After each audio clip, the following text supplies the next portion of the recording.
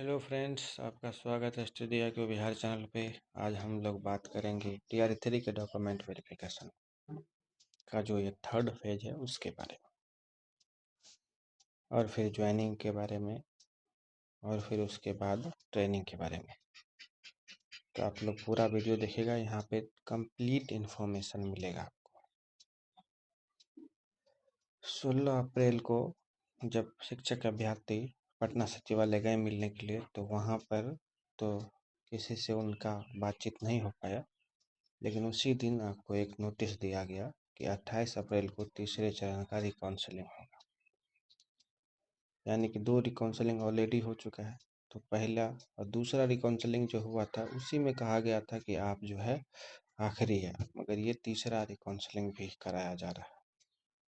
फिर documentary upload का भी मौका दिया गया है। BPSC का पोर्टल पे जा कर के आप अपना डॉक्यूमेंट अपलोड कर सकते हैं 20 से 25 अप्रैल तक।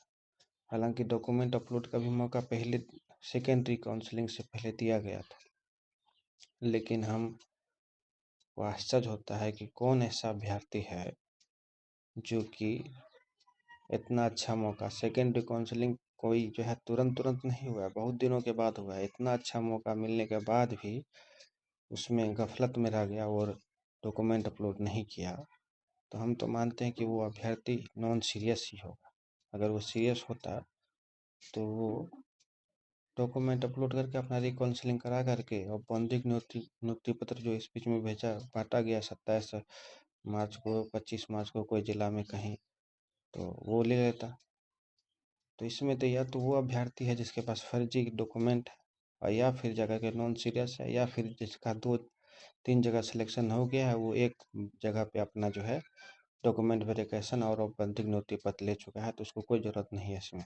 फिर भी विभाग जानबूझ करके आप काम को डिले करने के लिए ये सब कर रहा है हमारे अंदर से, तो यही बात है। हालांकि ये प्रोसेस है, लोगों को मौका देना चाहिए, लेकिन TRE 1 और TRE 2 में आपको स्कूल अलॉटमेंट के बाद भी ऐसे मौके दिए गए थे।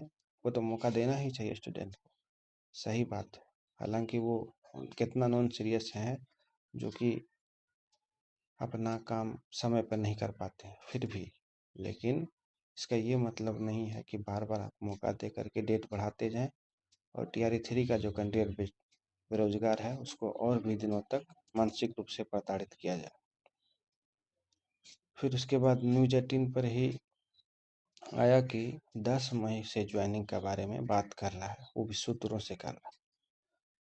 तो इस बारे में हम खुल के बात करना चाहेंगे कि 9 मार्च को जब SC/ST ने नियुक्ति पत्र आवंटन में प्रोग्राम के बाद कहा कि हम लोग जो है मार्च में ज्वाइनिंग करा देंगे TRE 3 के अभ्यर्थियों का, और अप्रैल से ट्रेनिंग रहेगा, तो वो बात का तो अब कोई वैल्यू रहा नहीं। बात गलत हो गया, क्योंकि ये अप्रैल तो ऑलरेडी आ चुका है, वो भी अप्रैल भी 18-19 अप्रैल का डेट है आज। फिर उसके बाद 16 फिर उसके बाद जो है आपको फिर साहिला मैम जी से जो सचिवालय ज्ञापन देने गए अभ्यर्थियों ने बात की, तो उन्होंने भी कहा कि अप्रैल अंत तक में आप लोग का ज्वाइनिंग पूरा हो जाएगा। तो ये तो दिख नहीं रहा अप्रैल अंत तक में ज्वाइनिंग, ये भी बात गलत ही लग रहा है। जब इतने बड़े अधिकारी का बात का कोई कीमत नहीं है, कि मतलब कि वो जो बात बोल रहे हैं उस पर वो कायम नहीं है, बिना सोचे समझे कोई भी टेंटेटिव डेट दे रहे हैं। आप कुछ सोचे होंगे, कोई प्लानिंग होगा तब ना आप डेट दे रहे हैं। आपका सबसे बड़ा बात है कि आप कोई जवाबदेही नहीं है, लोगों से कोई पूछने वाला नहीं है कि भाई आपने जो डेट दिया वो फेल कर गया, तो इसके बारे में आप जवाबदेही दीजिए। TRE 3 में तो खास तौर पे ऐसे अब अधिकारियों को भेंट चढ़ गया ये पूरा सा प्रोसेस, जहाँ की कोई जवाबदेही नहीं।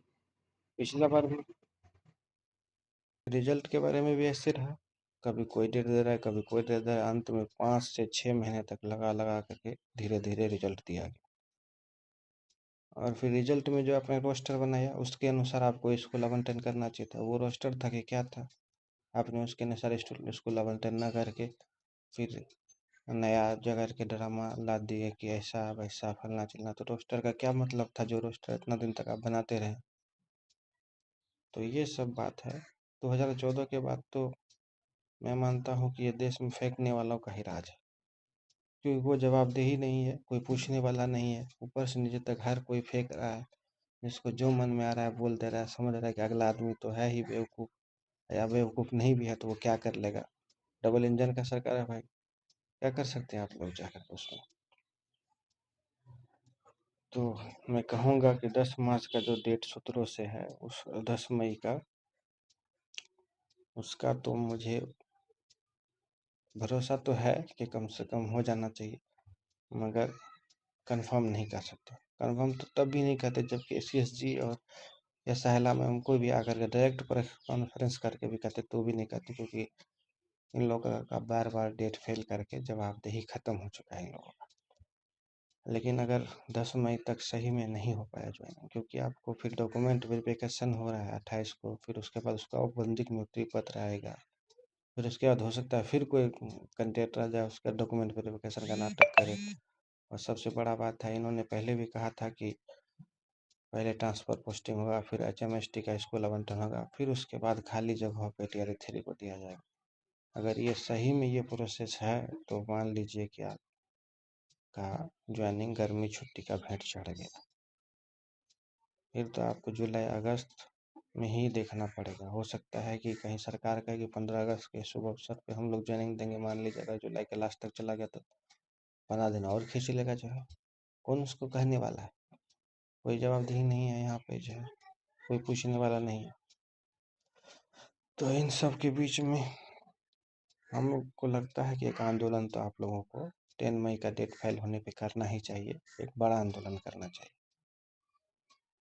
खैर जो भी हो, उसके बाद हम बात करेंगे अपना कॉमन पेपर के लिए हम लोगों ने 32 आउट ऑफ 40 सीरीज चला रखा है, जिसमें कि कॉमन पेपर में आपको 30 प्लस नंबर लाना तो पड़ेगा ही, खासतौर पर सोशल साइंस और मैथ वाले पे। जिस तरह से कट ऑफ बढ़ रहा है, आप अपने पेपर में चाहे कितना भी अच्छा कर लें, कितना अच्छा कीजिएगा, 90% नंबर लाइएगा आप अपने पेपर में, 100% तो कोई ला नहीं सकता जो है, क्योंकि क्वेश्चन ही ऐसे सेट होता है और एग्जाम में फिर माइंडली भी आदमी का डिस्टर्ब रहता है। तो ऐसे सिचुएशन में आप कॉमन पेपर में 75% तो ऑलमोस्ट ला ही सकते हैं, 30 नंबर। उसके लिए पूरा स्ट्रेटेजी के साथ एक सीरीज चलाया जा रहा है, और आप लोग से अनुरोध है कि आप लोग ज़रूर देखें और उसका फ़ायदा उठाएं। धन्यवाद।